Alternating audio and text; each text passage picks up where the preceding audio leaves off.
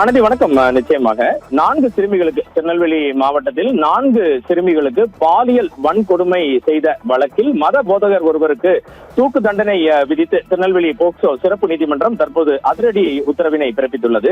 திருநெல்வேலி மாவட்டம் கங்கை கொண்டான் பகுதியில் 4 சிறுமிகளுக்கு பாலியல் வன்கொடுமை செய்த மத போதகருக்கு தூக்கு தண்டனை தற்போது திருநெல்வேலி மாவட்ட போக்சோ சிறப்பு நீதிமன்றத்தில் வழங்கப்பட்டுள்ளது. ஆனந்தி, திருநெல்வேலி மாவட்டம் கங்கை கொண்டான் பகுதியைச் சேர்ந்தவர் 53 வயதான ஆபிரகாம். மத போதகரான இவர் அப்பகுதியில் ஊழியம் செய்து வந்ததாக கூறப்படுகிறது.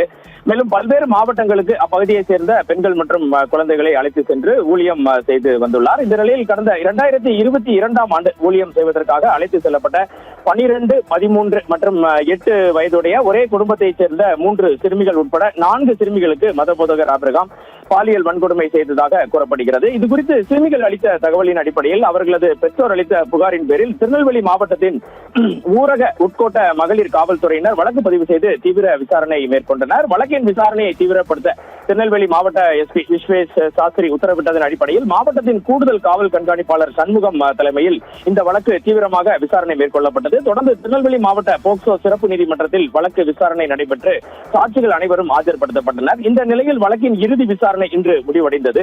இதில் குற்றம் நிரூபிக்கப்பட்டதை தொடர்ந்து மத போதகர் ஆபிரகாமுக்கு தூக்கு தண்டனை விதித்து திருநெல்வேலி மாவட்ட போக்சோ சிறப்பு நீதிமன்ற நீதிபதி சுரேஷ்குமார் உத்தரவிட்டார். மேலும் பாதிக்கப்பட்ட 4 சிறுமிகளுக்கும் தலா 10 லட்சம் ரூபாய் இழப்பீடு வழங்கவும் நீதிபதி உத்தரவிட்டுள்ளார். திருநெல்வேலி மாவட்ட போக்சோ சிறப்பு நீதிமன்றத்தில் இதுவரை போக்சோ வழக்கில் குற்றம் நிரூபிக்கப்பட்ட 4 பேருக்கு தூக்கு தண்டனை விதிக்கப்பட்டுள்ளது குறிப்பிடத்தக்கது. ஆனந்தி, இந்த சம்பவம் திருநெல்வேலி மட்டுமல்ல தமிழகம் முழுவதுமே மிகப்பெரிய பரபரப்பினை ஏற்படுத்தியுள்ளது. ஆனந்தி.